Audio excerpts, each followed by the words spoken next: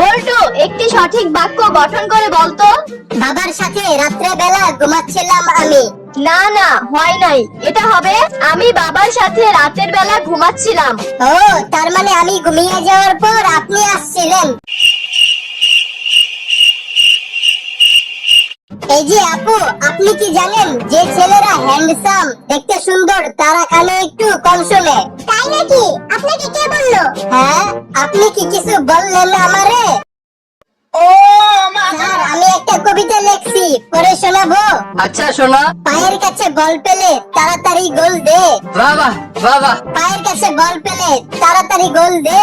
বেশি কইরা পানি খা, নাইলে মুখ বাইরইব হল দে।